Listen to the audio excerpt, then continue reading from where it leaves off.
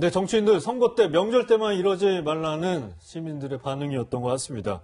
두 분께 좀 여쭤볼게요. 사실 설 명절, 이 각 정당에서는 설 민심을 잡기 위해서 여러 가지 이제 전략들을 짤 것으로 보이는데, 우선 이현종 의원께서는 야당 전략 어떤 것들이 좀 있을까요? 아무래도 이제 이번 야당 같은 경우는 굉장히 중요한 설 명절입니다. 왜냐하면 특히 이제 지금 보수 통합이라는 그 핵심적 과제가 있지 않습니까? 결국 이 민심들을 어떻게 이제 이 설 연휴를 통해서 국민들에게 좀 희망을 불어넣을 것인가. 아마 그게 중요한 것 같아요. 사실 어제 이제 그 서울역에서 지금 이제 이 황 대표하고 이제 유승민 지금 새보수당 의원하고 이제 각각 나눠져서 인사를 하고 있었어요. 이제 그 뒤늦게 황교안 대표가 이제 그 사실을 알고 사실 유승민 대표한테 인사를 하러 갔어요. 네. 근데 가는 중간에 다른 이 시민들이 막 악수를 하는 바람에 그 유승민 전 대표가 그걸 보고 그냥 딴 데로 자리를 옮겨버렸어요. 그러다 결국 이제 두 사람의 조우가 실패를 했거든요. 그러니까 왜냐하면 이제 뭔가 두 사람이서 악수를 하는 모습을 뭔가 좀 연출하고 싶었는데 결국 이제 못했습니다. 그게 뭐냐면 결국 이제 국민들로 하여금 지금 오늘 또 우리가 무거운 소식들을 전해드렸잖아요. 검찰 인사 문제라든지 뭐 사실은 연휴 직전에 있었던 여러 가지 무거운 소식을 전해드렸는데 경제도 같은 경우 올해 지난해 경제 성장률이 거의 뭐 2% 재정을 투입해서 간당간당하게 달성을 했지 않습니까? 아마 야당 입장에서 보면 어떻게든 간에 이번 설 연휴 동안 보수 통합의 큰 흐름들은 잡아 나가야 되겠다. 아마 이런 생각을 하는 것 같습니다. 그래서 아마 지금 겉으로도 일단 지금 현재 원래 이제 양당 간에 지금 통합에 물꼬는 텄지만 실제로 앞으로 이제 과제는 많거든요. 근데 아마 설 연휴가 끝나면 이런 부분에 대한 가시적 성과를 얼마나 내놓을 것인가에 대한 문제. 또 하나는 지금 이제 정종섭 의원이 이제 TK 지역에서 이제 불출마를 선언을 했지 않습니까? 아무래도 이제 자유한국당 입장에서 보면 이 물갈이라는 아마 국민적 요구, 또 어떤 면에서 보면 이런 것들을 얼마만큼 또 국민들한테 보여줄 수 있을 것인가. 그런 것들이 아마 설 연휴 이후에 보여줄 중요한 카드인 것 같습니다. 네. 뭐 앞서 화면에서도 각 정당이 뭐 용산역을 갔냐, 서울역에 갔냐, 뭐 거기에 따라서 총선 전략이 다른 거 아니냐 이런 관측들도 나오고 있는데요. 차 교수께서는 여당 입장에서는 이번 총선 민심 잡기 위한 전략이 뭐라고 보십니까? 일단 뭐 이 총선 자체가 어떻게 보면 정권에 대한 중간 평가적인 성격을 띠고 있지 않습니까? 그렇기 때문에 야당이 내걸고 있는 정권 심판론을 대받아치는 나름대로 야당 심판론을 지금 강하게 주장하고 있는 것 같습니다.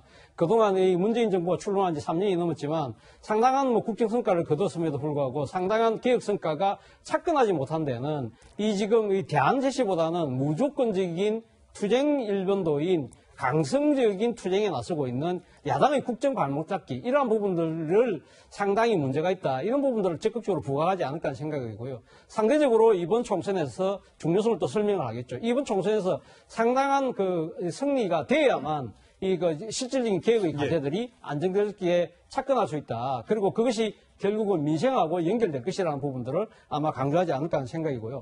세 번째는 아무래도 이 지금 먹고 사는 문제, 민생에 대한 문제에 대해서 아마 이 각 지역구 언론별로는 각 지역에 아마 전파해야 될 여러 가지 이 현 정부의 성과들에 대한 홍보 플랜들이 있을 거예요. 이런 부분들을 적극적으로 설파하는 그러한 하나의 시간으로 삼지 않을까 생각이 듭니다. 네, 교수님 이렇게 민심 챙기려고 이해찬 대표도 용산역을 찾고 그랬는데 사실 며칠 전에 논란이 됐던 발언 때문에 장애인 단체 항의를 받기도 했더라고요. 사실 뭐 어제 그 민심 나름대로 부응하기 위해서 설날 기성인사 갔다가 이해찬 대표 입장에 상당히 곤혹스러운 장면에 맞들릴 수밖에 없었는데 어떻게 보면 제가 봤을 때는 이거는 뭐 이해찬 대표께서 사실 어떻게 보면 치러야 될 하나의 과정이 아닐까 하는 생각입니다. 왜냐하면 본인이 지금 그 장애인들 비하 발언에 대해서 사실은 진정한 사과를 하지 않았던 것이거든요. 지난번 기자 간담회 과정에서 이 자신의 발언과 관련해서 심리학자가 이야기한 것을 무심결에 이야기했다는 이야기로 해서 자신의 뭐 진위가 아니었다는 이야기를 했지만 그러나 무의식 속에 잠재의식 속에 이 장애인 비하에 대한 생각이 깔려 있다는 것을 노출했던 결과가 됐다. 그리고 실질적으로 당시 기자들이 그 부분과 관련해서 강하게 질문했을 때 이 부분에 대해서도 분명한 해명을 하지 않고 그냥 얼버무리고 마는 그런 모습들에 대해서 아마 장애인 단체들 입장에서 진정한 사과가 없었다. 그리고 또 문재인 정부가 출범하고 나서 3년이 지났지만 장애인들 입장에서는 아주 획기적이고 체감적인 변화가 없었다. 그러한 부분들이 누적이 되어서 어제 이 플랫폼에서, 역 플랫폼에서의 아마 항의가 있었던 것이 아닐까 생각이 듭니다. 사실 여러 가지 구설수 말조심, 이게 뭐 민주당만의 얘기는 아닌 것 같고요. 한국당도 이 설 명절을 앞두고 불교계 이런 선물을 보냈다고 해서 논란이 됐었죠. 육포 선물을 보냈습니다. 뭐 부랴부랴 회수를 했다고 하는데 또 얼마 전에 황교안 대표 말을 또 실수해가지고 도마에 또 올랐어요. 그러니까 이게 이제 어떤 면에서 보면 감수성이 굉장히 떨어진다라고 이야기할 수가 있죠. 뭐냐면 이제 황교안 대표가 지금 요즘 뭐 어떤 행사 하나하나 할 때마다 사실 여러 가지 이제 구설수가 나오는 이유가 보면 결국 정치인이라는 게요. 자기 철학이 분명히 있는 겁니다. 그 철학이 부지불식간에 사실은 이제 표현이 되는 것이거든요. 더군다나 황교안 대표는 뭐 아시겠지만 굉장히 독실한 기독교 신자이지 않습니까?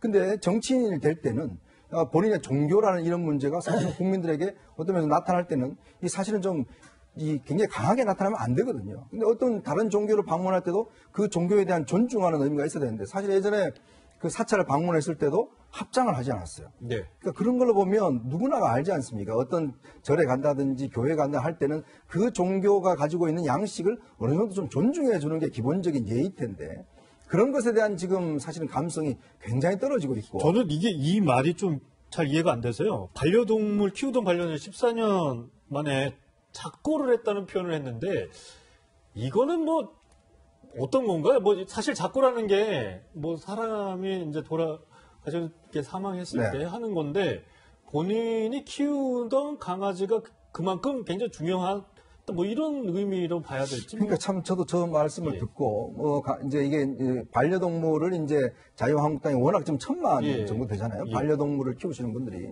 그러니까 이분들의 표심을 잡기 위해서 지금 자유한국당이 반려동물과 관련된 여러 가지 이제 그 공약들을 좀 내걸고 있어요. 자, 그걸 하나 하기 위해서 이제 행사를 한 것인데 본인이 예전에 한 14년 정도 키웠던 이제 그 반려견이 이제 죽은 것을 두고 이걸 뭐 작고했다라는 표현을 썼습니다. 그 의도적인 건가요? 그러니까 이게 사실은 보면 뭐 14년 됐으니까 어떤 면에서 반려견 입장에서는 굉장히 고령이죠. 네, 그렇지만 우리가 작고라는 표현을 쓰지 않지 않습니까? 그러니까 이게 어떤 면에서 단어나 용어나 이런 씀씀이 자체가 보면 실제로 이게 어떤 대중들이 받아들이기에 사실은 어떤 이해가 되도록 돼야 되는데 이게 자꾸 되다 보니까 실제로 이 행사 자체가 이 작고라는 한마디로 어떤 면에서 보면 굉장히 좀 흐려지는 이제 그런 효과밖에 역효과를 낳고 있는 거죠. 네. 네, 이런 가운데 한국당은 어제 7번째 영입 인사를 발표했습니다. 바로 이미지 전략가 허은하 한국이미지전략연구소장이었는데요. 황 대표는 이 자리에서 허은아로 삼행시를 지었습니다. 들어보시죠. 허은하가 왔다. 은근히 많은 일을 했던 사람이다. 아, 이제 한국당이 변화했구나. 뭐 삼행시 비슷하겠습니까? 네. 허은하 씨를 영입하면서 우리 당의 때를 벗겨달라고 말했다고 하는데, 차 교수님. 네. 황 대표 삼행시 실력도 뭐, 그럴 반응이 좋지 않은 것 같아요. 뭐, 물론 뭐 상당히 하니까 지금 새로 정치권에 영입된 신분이니까 상당히 긴장하시고 하니까 조금 뭐 분위기를 누그러뜨리려고 아마 삼행시를 하셨던 것 같은데 저는 이 삼행시 속에서도 황교안 대표의, 그러니까 많은 이 국민들로부터 조금 뭡니까 비판적인 이 시각을 그러니까 자초하는 측면이 있다는 생각인데요. 저는 제 같았으면 이렇게 어제 삼행시 부분을 이렇게 한번 바꿔봤습니다.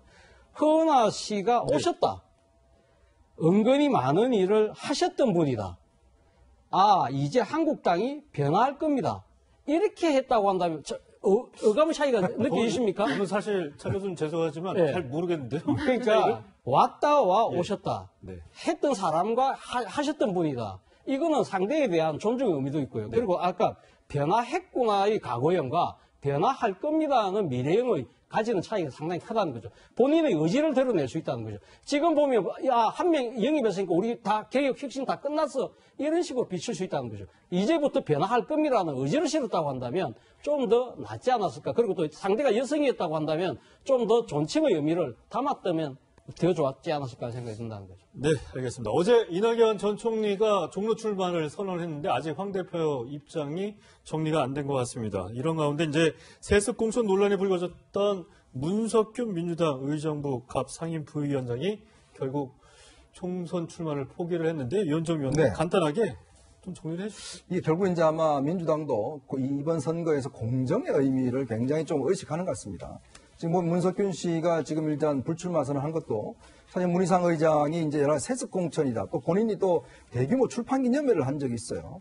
이제 그러다 보니까 아무래도 당내 여론뿐만 아니라 국민 여론도 좋지 않은 측면이 분명히 있었던 것 같습니다.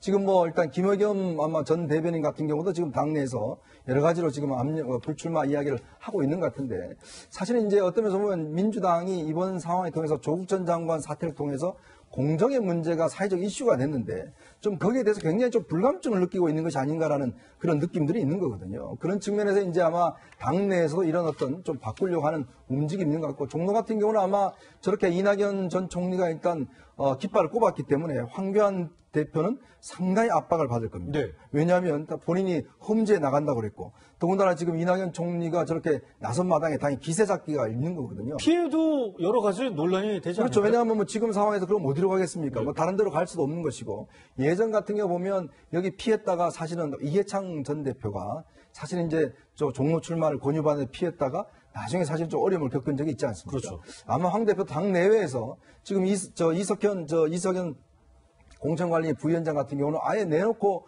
황 대표는 종로 나가야 된다고 이야기를 하고 있기 때문에 아마 황 대표도 이 연휴가 끝나고 나면 뭔가 결심을 하지 않을까 하는 생각도 듭니다. 네. 네.